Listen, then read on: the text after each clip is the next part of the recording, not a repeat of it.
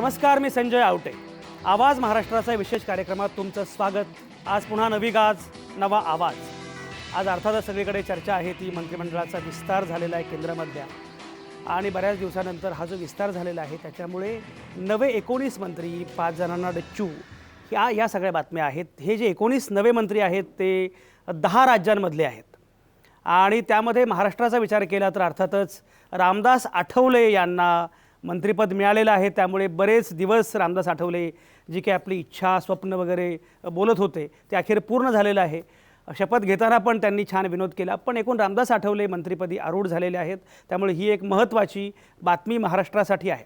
हा एक मुद्दा आहे. दुसरं म्हणजे धुळ्याचे खासदार सुभाष भामरे यांनाही राज्यमंत्री म्हणून हे मिळालं असल्यामुळे ती पण एक चर्चा आहे. सुभाष भामरे तसं फार काही माहिती असणारं किंवा चर्चेचं नाव नसलं तरीसुद्धा त्यांना मंत्री करणं याच्यामध्ये निश्चितपणे काही एक धोरण किंवा काही एक हेतू असणार आहे, याच्यात काही शंका नाही आहे.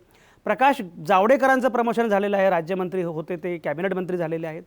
स्वतंत्र कारभार होताच त्यांचा, पण तरीसुद्धा आता थेटपणे कॅबिनेट मंत्री प्रकाश जावडेकर असणार आहेत. त्यामुळे हे 3 मंत्री महाराष्ट्राच्या अनुषंगानं महत्त्वाचे आहेत. बाकीचे पण मंत्री आहेत. साधारणपणे या मंत्रिमंडळाच्या विस्ताराबद्दल पंतप्रधान नरेंद्र मोदी यांनी जाहीरपणे सांगितलेलं आहे की मुळात हा जो विस्तार आहे, हा विस्तार याच्या मागे कुठलंही अन्य कारण नाही आहे. एकूण विकास एवढाच मुद्दा आहे, आणि गुड गव्हर्नन्सच्यासाठी जे काही करावं लागतं त्यामुळे रिशफल असं याच्याकडे बघू नये. एका अर्थानं ही जी काही नवी योजना आहे किंवा नवी मांडणी आहे त्याचा केंद्रबिंदू केवळ विकास आहे अशा अंगानं नरेंद्र मोदींनी मांडणी केलेली आहे. पण तरीसुद्धा साधारणपणे 2-3 जे काही मुद्दे आहेत ते पुढे आलेत. एक म्हणजे उत्तर प्रदेशची निवडणूक डोळ्यासमोर ठेवून हा सगळा विस्तार झालेला आहे, हा एक मुद्दा आहे. दुसरं म्हणजे दलित, ओबीसी वगैरे ही सगळी जी वोट बँक आहे त्याचा विचार बऱ्यापैकी हे सगळं करताना झालेला आहे, हा दुसरा मुद्दा आहे.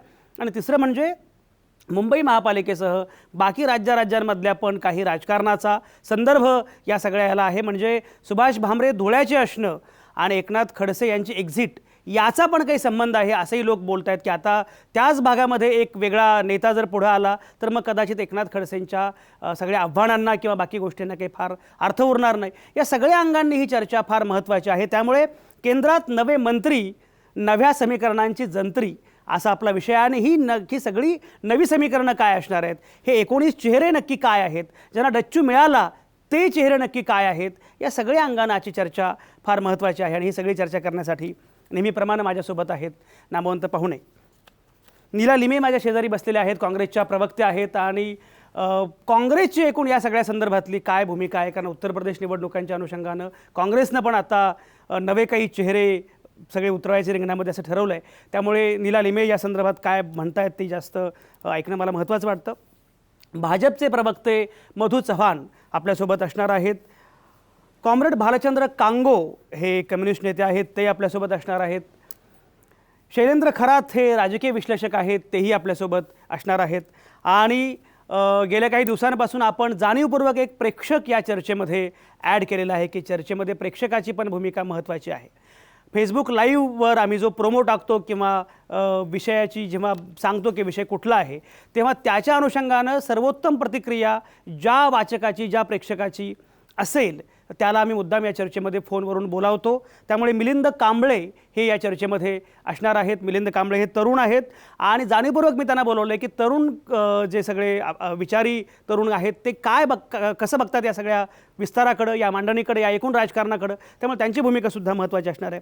या सगळ्या नामवंतांच्यासोबत मला ही चर्चा सुरू करायची आहे. आणि ही चर्चा सुरू करताना अगदी सुरुवातीला मला जायचं आहे मधू चव्हाणांकडे. मधू चव्हाण, मंत्रिमंडळाचा विस्तार झालेला आहे, हा विस्तार बहुचर्चित होता, त्याला संदर्भ राज्यांचे आहेत वगैरे बरंच काही बोललं जातं आहे. तुम्ही स्वतः एकूण या विस्ताराकडे कसं बघता, काय म्हणणं आहे?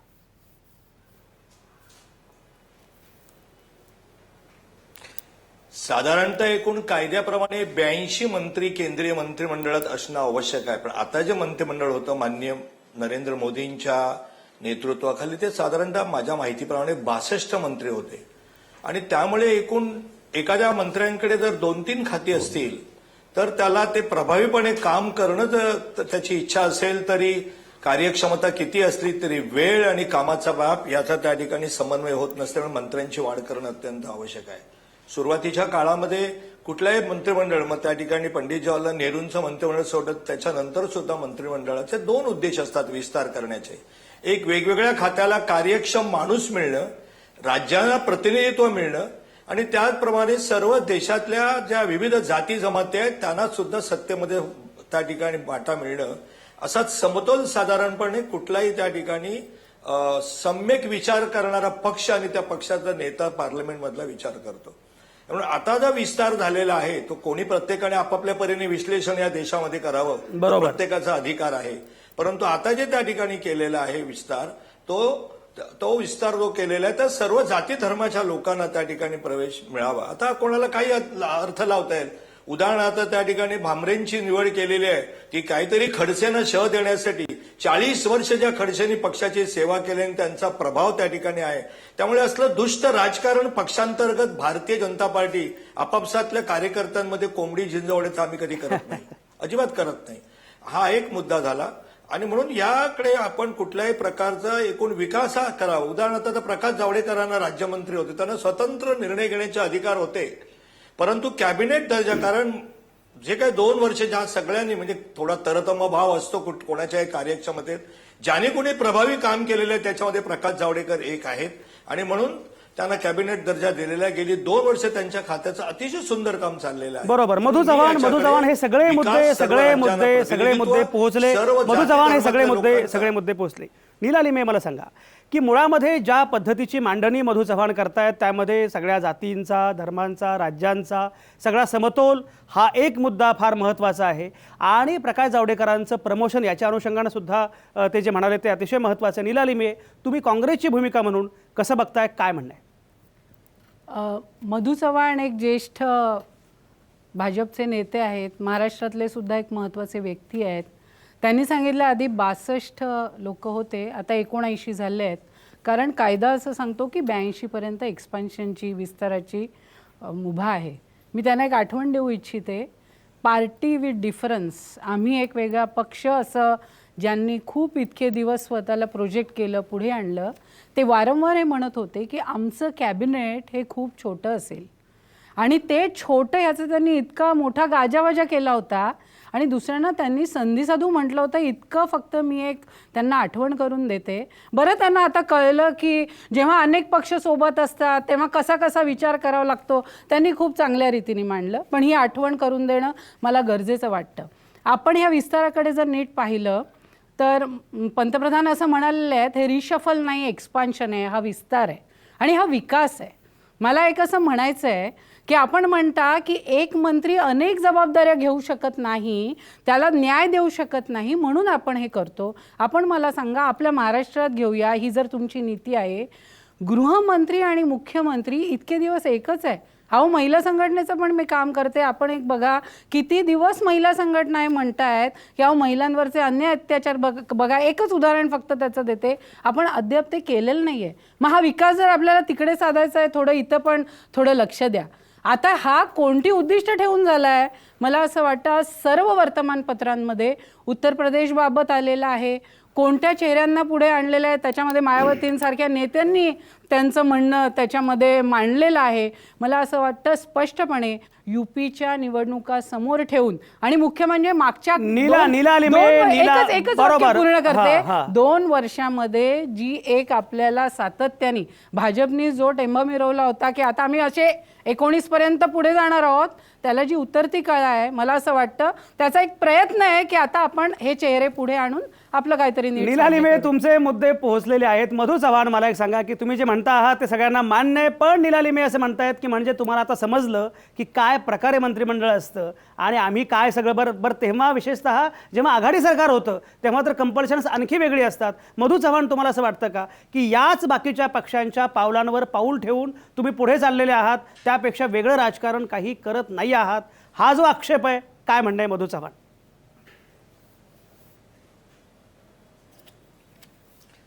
त्यांच्याबद्दल पूर्ण आदर ठेवून असं सांगतो की ही जी मंत्रिमंडळाच्या एक्सपान्शनची किंवा रिशफलची चर्चा आहे त्याला वेगळ्या दिशेकडे त्यांनी घेऊन जाऊ नये, हे मान्य आहे. त्या ठिकाणी आम्ही टेंबा वगैरे काही मिळवलेलं नाही. सुरुवातीला छोटं मंत्रिमंडळ, त्या ठिकाणी एक सत्तेवर आलेला राजकीय पक्ष सुरुवातीला एक धोरण स्वीकारतो अनुभवाने नंतर काही गोष्टी वाटते की नाही याच्यात आपण बदल करणं आवश्यक आहे. याच्या अर्थात तो त्या ठिकाणी थोतांडपणा नसतो किंवा खोटेपणा नसतो. असं वाटलं की 62 मंत्रिमंडळाने एवढ्या देशाचा कारभार त्या ठिकाणी करणं आपल्याला कठीण आहे. आणखीन 7-8 मंत्री वाढवणं आवश्यक आहे. हा देश एकमेव देश असा आहे की इथे अनेक जाती वगैरे आहेत. बरोबर बरोबर प्रत्येक मधु वेळेला चव्हाण आता मधु चव्हाण माननीय अगदी माता बरोबर आहे. ठाकरे तुमचा मुद्दा बरोबर आहे. समावेश त्याचा मंत्रिमंडळात ऐका, एक श्लेष मिनिट फक्त ऐका, मधु एक चव्हाण मिनिट ऐका. त्याचा श्लेष काढायचा तर तुम्ही हळूहळू सरकार चालवायला शिकत आहात असं म्हणायचं का?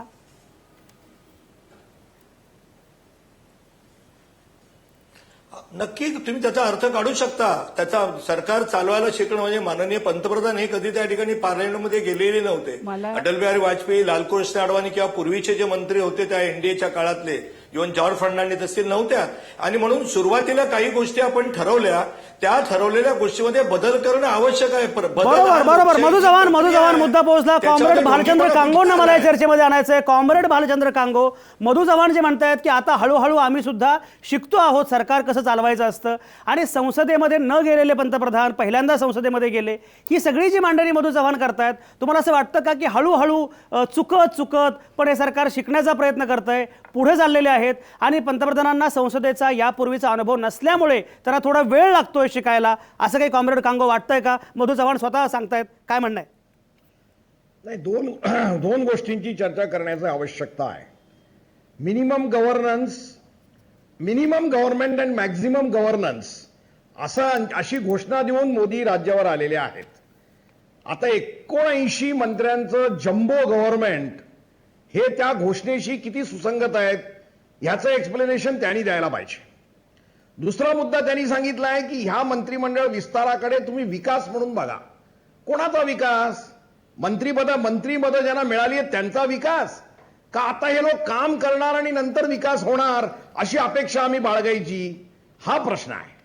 तिसरा मुद्दा, तुम्ही भाजपचं एक कौतुक मला करावंसं वाटतं की जुनीच गोष्ट करतात पण काहीतरी नवीन करतोय, नवीन मांडणी करतोय, नवीन वेस्टर्नात ते सादर करतोय, हे मार्केटिंग ते उत्कृष्ट पद्धतीने करतात. गेल्या 4 दिवसापासून मंत्रिमंडळ विस्ताराच्या बातम्या कशा आल्या? जुन्या मंत्र्यांची मेरिट प्रमाणे त्यांनी काम कार्यक्षमता बघून त्यांना ठेवायचं काही निर्णय घेतला जाणार. नवीन खासदार मंत्री करताना स्वतः पंतप्रधान लक्ष देऊन त्याच्यामधले कॉम्पिटंट लोकांना कामावर घेणार. म्हणजे मेरिट हाच जणू काही निकष आहे आणि तोच एका निकषावर आम्ही काम करतो, अशा प्रकारचं वातावरण त्यांनी निर्माण केलं होतं.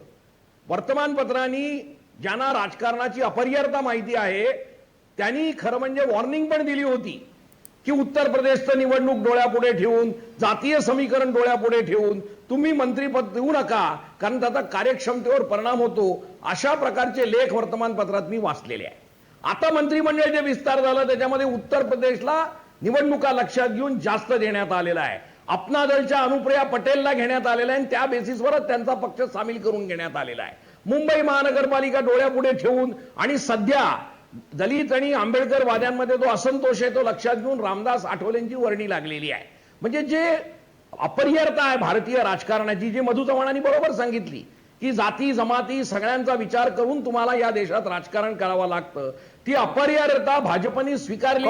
कॉम्रेड कांगो, तुमचा मुद्दा पोहोचला. निलाली मी तुमच्याकडे पण येतो. कॉम्रेड कांगो, तुमचा मुद्दा पोहोचला. बेसिकली एकूण सगळेजण असं मानतायत की जी अपरिहार्यता असते राजकारणाची त्याच पावलावर पाऊल ठेवून नरेंद्र मोदी पुढे गेलेले आहेत.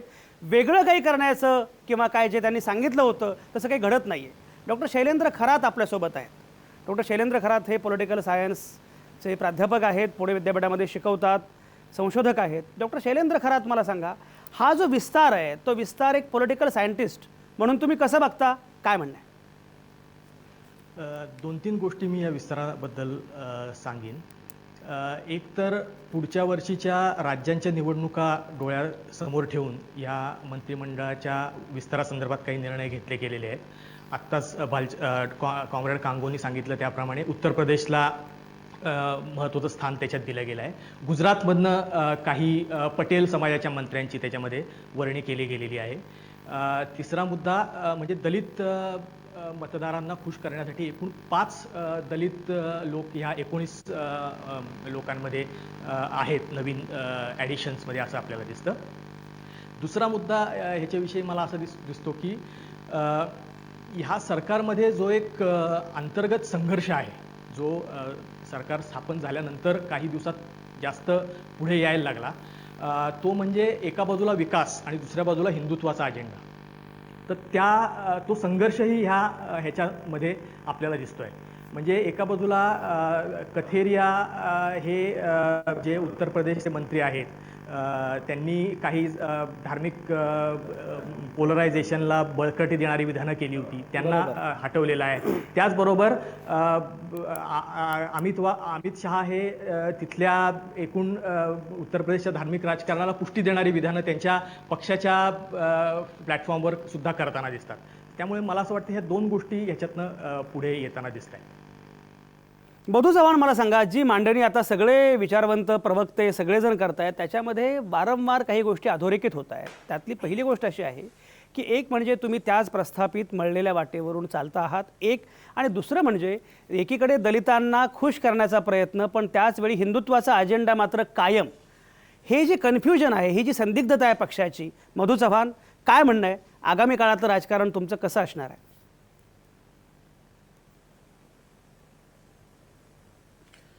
दोन गोष्टी आहेत. मी कुठल्याही पक्ष अभिनिवेशाने किंवा राजकीय द्वेषाने बोलत नाही. माझे मित्र कांगो आहेत, ते कम्युनिस्टांना आता या देशातल्या जनतेनं विश्लेषणाचंच काम तुम्ही करत बसायला सांगितलं. त्यामुळे त्यांनी विश्लेषण करावं. हंसक्षीर न्यायाने ते जे काही चांगलं बोलतील ते आम्ही राज्य करताना नक्की घेऊ. दुसरा मुद्दा राहिलेला आहे आता त्या ठिकाणी माझे राजकीय, आता त्यांचं नाव विसरलं, मी बोलत होते, डॉक्टर शैलेंद्र खरात. अंतर्गत संघर्ष आहे. मी अतिशय स्पष्टपणे सांगू इच्छितो इथे, डॉक्टर शैलेंद्र खरात. तर मी अतिशय स्पष्टपणे सांगू इच्छितो की कुठल्याही सरकारला दोन प्रकारचे, जसे कम्युनिस्टांना मला आवडो ना आवडो, त्यांना एक विचारधारा आहे. भारतीय जनता पक्षाला एक विचारधारा आहे. काँग्रेसला कुठली विचारधारा नाही. हे न केलं प्रकारानं सत्तेवर राहावं एवढंच आहे. आणि आमची विचारधारा अतिशय क्लिअर आहे. विकास आणि त्या ठिकाणी हिंदुत्व, तो तुम्ही सांगता ते हिंदुत्व नाही. त्या ठिकाणी कल्चरल, ज्याला आपण म्हणतो सांस्कृतिक राष्ट्रवाद आणि विकास, या दोघांची सांगड आम्हाला घालायचीच आहे. आम्ही ताकाला नेऊन भांडं वगैरे काही लपवत नाही आहोत, अजिबात लपवत नाहीत. राहिला मुद्दा दलितांना खुश करण्याचा. जर दलितांचा समावेश केला नाही तर दलितांना न्याय देत नाही, समावेश केला तर दलितांना खुश करतात. त्यामुळे विश्लेषकांना जे काही विश्लेषण करायचं ते त्या ठिकाणी जरूर करावं. राहिला मुद्दा उत्तर प्रदेशाचा, बरोबर आहे. उत्तर प्रदेश हे त्या ठिकाणी जवळजवळ 80 खासदार तिथून निवडून येतात. अनेक जाती जमाती आणि कुठलाही राजकीय पक्ष, आपण ढोंगी राहू नये, निदान मी तरी ढोंगी राहू इच्छित नाही. कुठलाही राजकीय पक्ष आपल्याला सत्ता मिळावी आणि आपल्याला हवा असलेलं राजकीय आणि त्या ठिकाणी विशेषतः सामाजिक आर्थिक कार्यक्रम राबवण्यासाठी मिळावी अशी इच्छा करणार तो. आणि म्हणून आता कम्युनिस्ट कामगार चळवळी का चालवतात? त्याचं कारण कामगारांना आपल्या बाजूला घ्यावं, त्यांच्या माध्यमातून सत्ता मिळवावी आणि आपला साम्यवादाचा, समाजाचा जो काही विचार असेल तो सत्तेतून राबवावा. ते लपवून नाही ठेवत आहेत कधी, त्याबद्दल आम्ही त्यांना मार्क देतो. निदान काँग्रेससारखी ढोंगी तरी नाही आहेत. मुद्दा राहिला उत्तर प्रदेशाचा. होय, उत्तर प्रदेशामध्ये इतक्या जाती जमाती आहेत की त्यांना त्या ठिकाणी आता कांगो साहेब बोलले माझे मित्र की कांगोरा पिटला. आम्ही कांगोरा पिटत नाहीत. तुम्हाला माहित असेल की 15 वर्षामध्ये मीडियापासून माननीय पंतप्रधान मुख्यमंत्री असताना फार दूर राहिले. कांगोरा पिठाची गरज नाही. मंत्र्यांना ठेवणार, अकार्यक्षम मंत्र्यांना काढणार, या बातम्या वर्तमानपत्राचे कॉलम भरण्यासाठी काही लोक काढत असतात.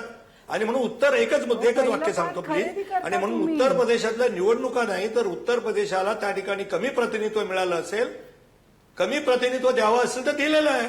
मधू चव्हाण, तुम्ही सगळे तुमचे मुद्दे पोहोचले. मंत्रिमंडळाचा विस्तार झाला असला तरी आपल्या वेळेचा विस्तार नाहीये, त्यामुळे कमी वेळेतच बोलावं लागणार आहे.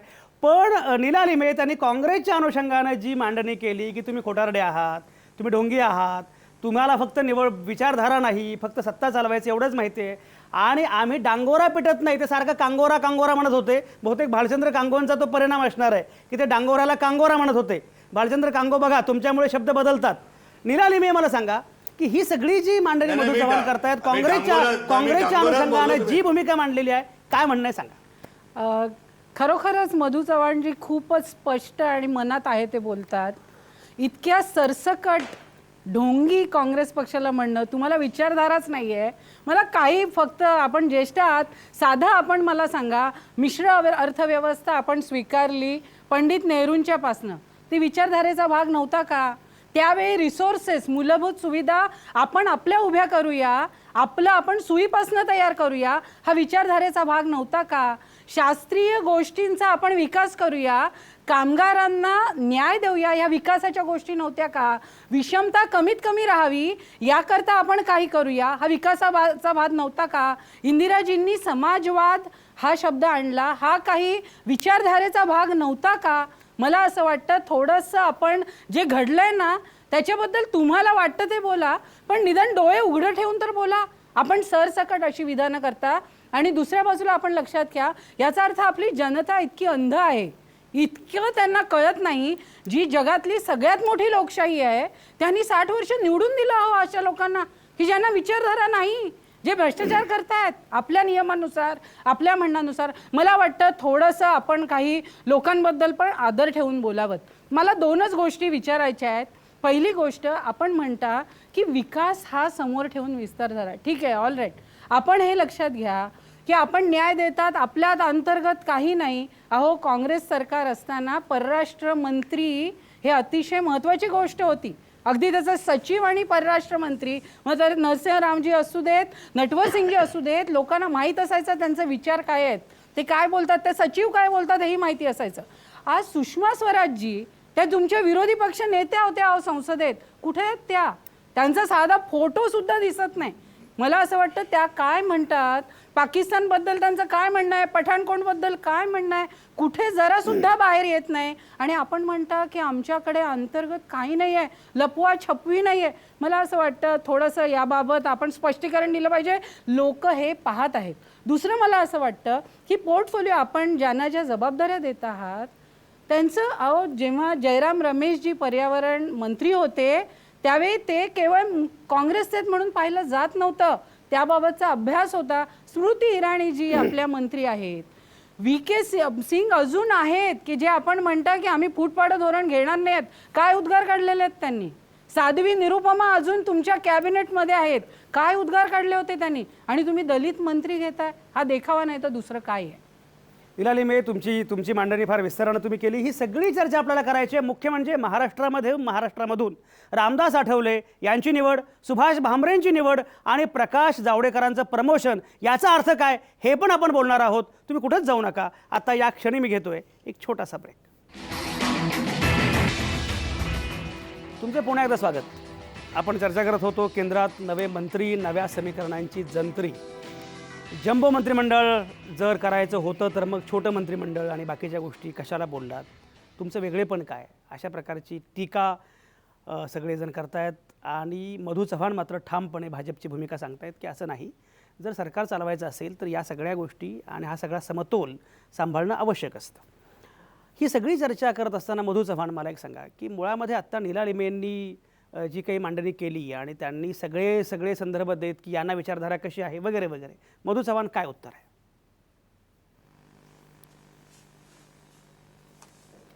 नाही, पहिल्यांदा मी त्यांना खोटारडा म्हणालो नाही. मी कांगावा हाच शब्द मला वापरायचा आहे. कांगावा याचा अर्थ खोटारडेपणा.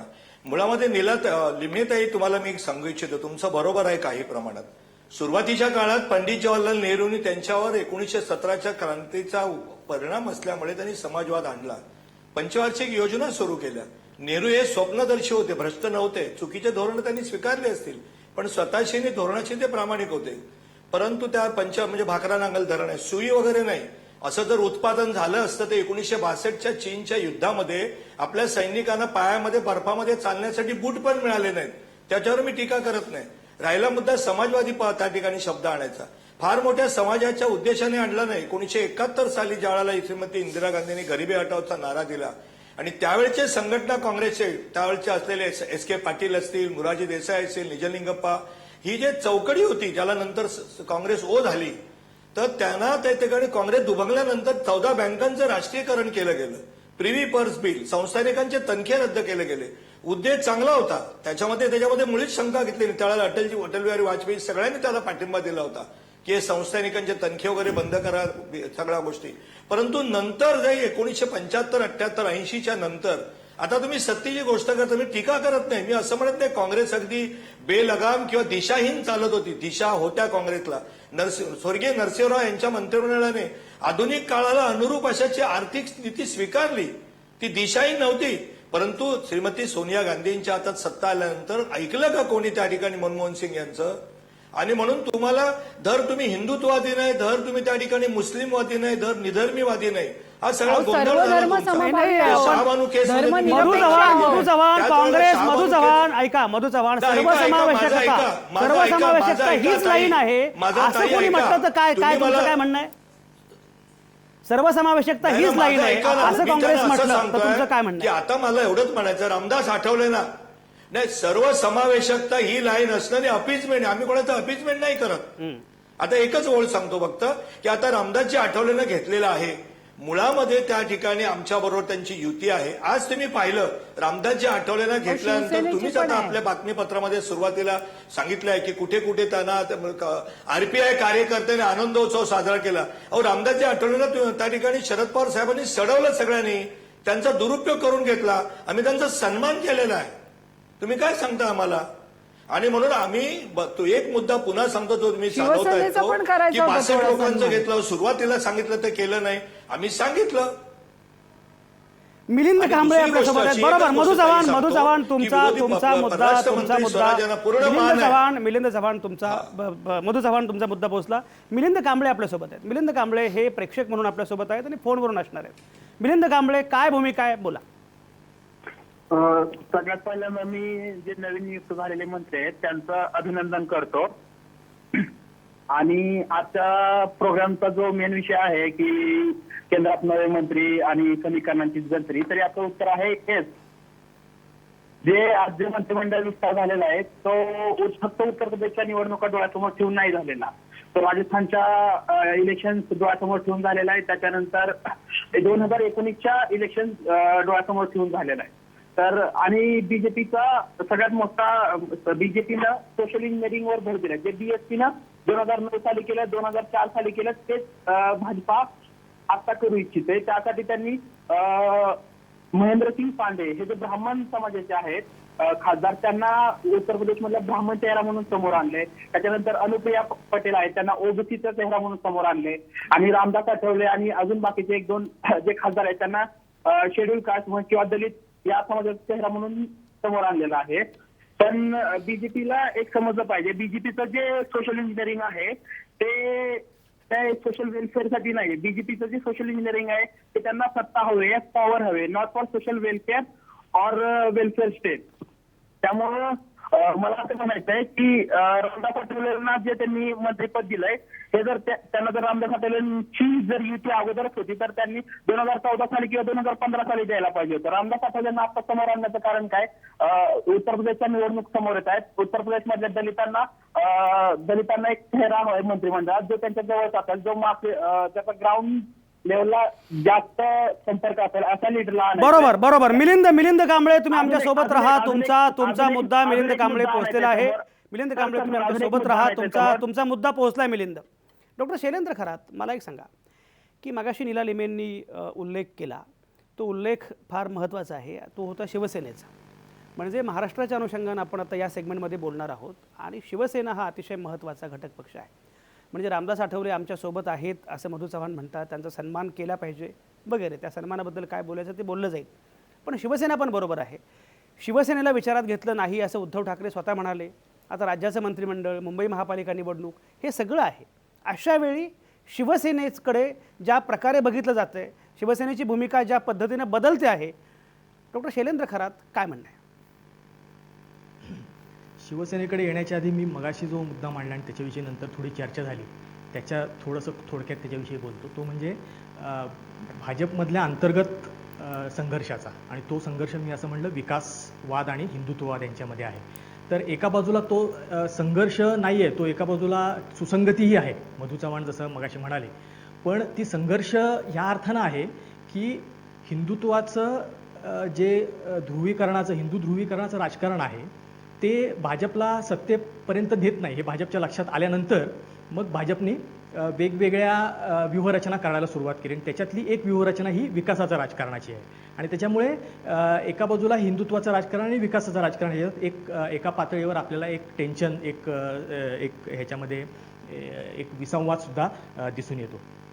आता शिवसेनेचा मुद्दा, त्याच्यामध्ये मला असं वाटतं की अगदी 2014 पासून ही जी एक प्रक्रिया सुरू आहे राज्यातली भाजप शिवसेनेच्या युतीविषयीची आणि त्याच्यातल्या ताणतणावाची, त्याच्यामध्ये मुख्यतः दोन गोष्टी मला दिसतात. एक तर पूर्वीचा जो शिवसेना हा सिनियर पार्टनर होता, तो 2014 नंतर ज्युनियर पार्टनर झालेला आहे त्याच्या राज्याच्या ताकदीमुळे, आणि त्याच्यामुळे एक तणाव त्यांच्या ह्याच्यामध्ये नात्यामध्ये तयार झालेला आहे. म्हणजे शिवसेनेनं जे मंत्रिमंडळामध्ये यायला वेळ लावला सुरुवातीला, तो त्याचंच निदर्शक आहे. त्या तणावामुळेच तो वेळ त्यांना लागला. मात्र दुसरीकडनं सत्ताशिवाय राहता येणं शक्य नाही हेही त्यांना लवकरच दिसून आलं, आणि त्याच्यामुळे एक अपरिहार्यता म्हणून त्यांना सत्तेत जायला लागलं, आणि त्याच्यामुळे हा तणाव काही लवकर सुटेल असं दिसत नाही. आणि त्याला आत्ताचा संदर्भ, लगेचचा संदर्भ आहे तो मुंबई महापालिकेच्या इलेक्शनचा.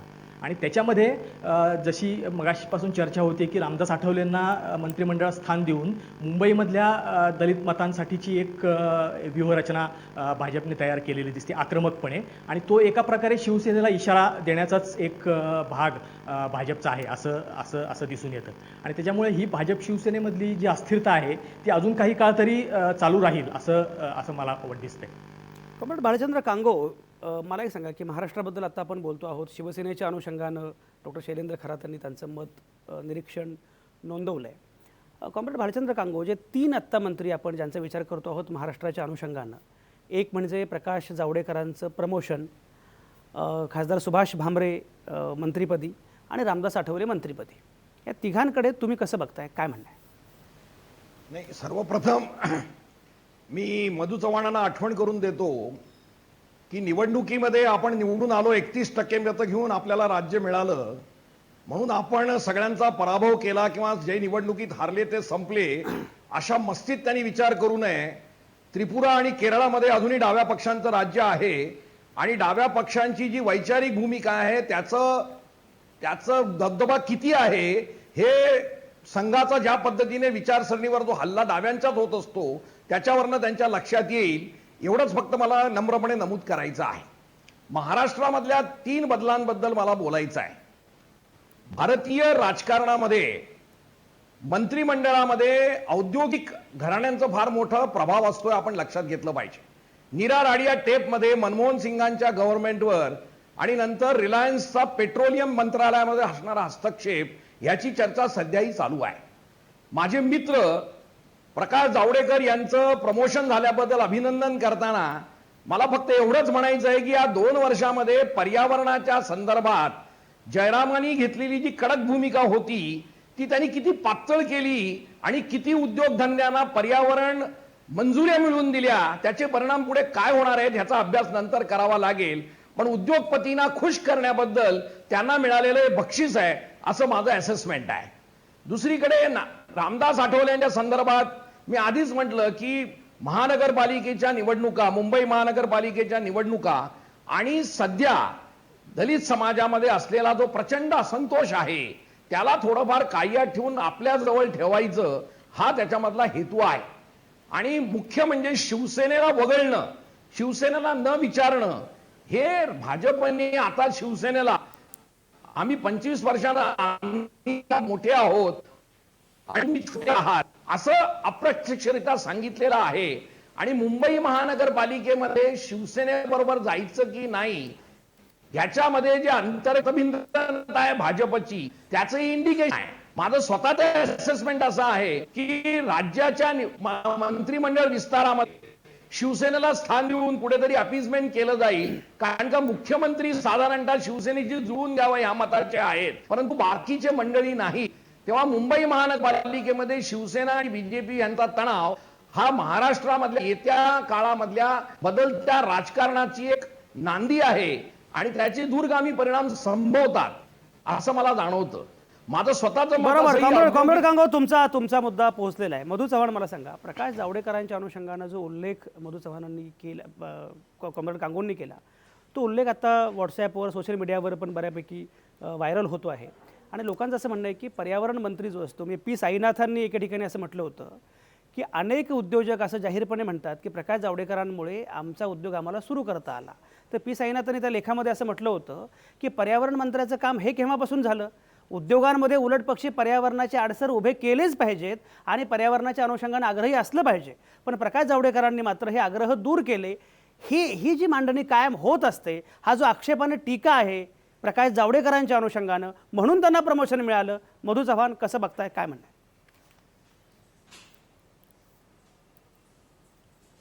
मला असं वाटतं की मी कांगोनच्या कम्युनिस्टांचा कधी द्वेष केला नाही, परंतु एक अप टू सर्टन लिमिट कम्युनिस्टांची कार्यपद्धती ही कुठल्याही पक्षाने अवलंबावी, त्यांचं त्या कार्य करतात. त्यामुळे तुमचा द्वेष वगैरे आम्ही काही करत नाही. तो गैरसमज मनातून पहिला काढून टाका. राजकारणात कधी कोणी कोणाचा द्वेष करू. नंबर 1 की कम्युनिस्टांचं काम वाढवण्यासाठी उद्योग संपवणं आणि कामगारांमध्ये असंतोष निर्माण करून आपला पक्ष टिकवून ठेवणं हेच आहे, दुसरं काही नाही. हे आता सुरू झालेलं आहे. परंतु आपल्याकडे डाव्या विचारसरणीचे डांगे होते, ते समाजवादी असले, साम्यवादी असले तरी अतिरेकी नव्हते. समाजवादाच्या अतिरेकातून आता नक्षलवाद निर्माण झालाय. तो मी हा विषय आता बोलत नाही. राहिला मुद्दा उद्योगांचा. नटराजन किंवा जयरामन यांचा त्या ठिकाणी आपण उल्लेख केलात. होय, एकाच पर्यावरणाच्या नावाखाली सगळ्याच प्रक्रिया थांबल्या होत्या. मुंबई गोवा रोडवरला हा कर्नाळ्याचा त्या ठिकाणी पनवेलच्या समोरचा रस्ता आहे, तो 10 फूट डोंगर मागे नेण्यासाठी 25 वर्ष फाईल पडून होती.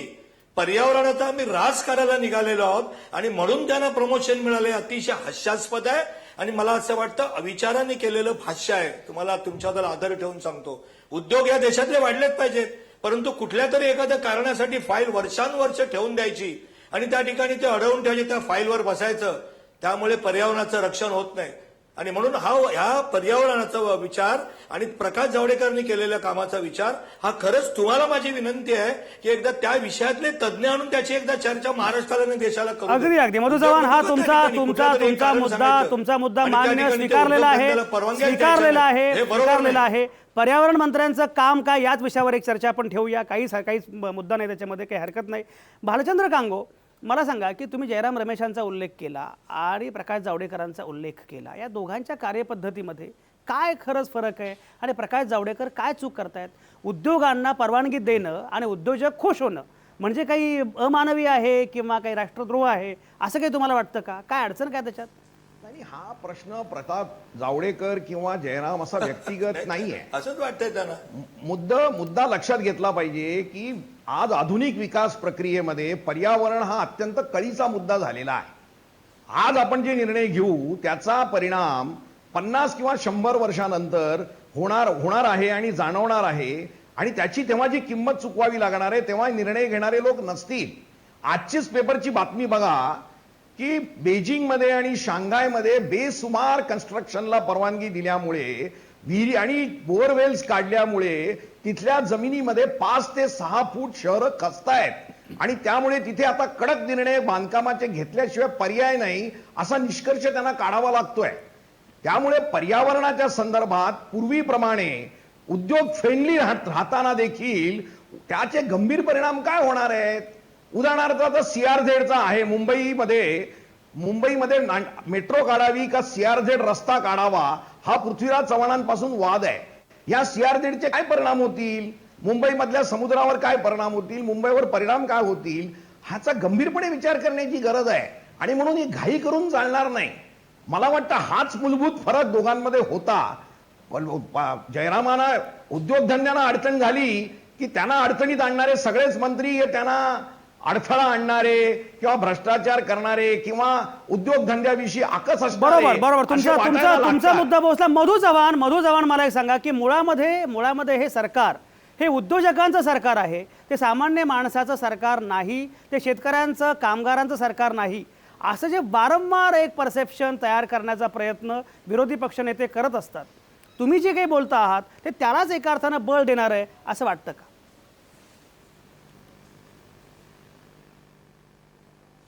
मुळामध्ये कांगोनचा एक मुद्दा बरोबर आहे की या देशामध्ये आजपासून 50 वर्षांनी आपण घेतलेल्या निर्णयाचे परिणाम पर्यावरणावर, अन्य काही पृथ्वीच्या एकूण सगळ्या वातावरणात फरक होणारे गंभीर परिणामाचा विचार जरूर केला पाहिजे.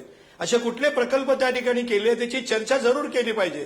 परंतु उद्योगांना, तुम्ही मगाशी योग्य शब्द वापरलात, या देशामध्ये त्या ठिकाणी उद्योगही वाढवायचा नाही, लोकांना कामही द्यायचं नाही आणि असा काही विचार लोक आता भारतीय जनता पक्षाचं सरकार 2014 साली आल्यापासून मी आता शब्द कुठला चांगला योग्य शब्द शोधतो.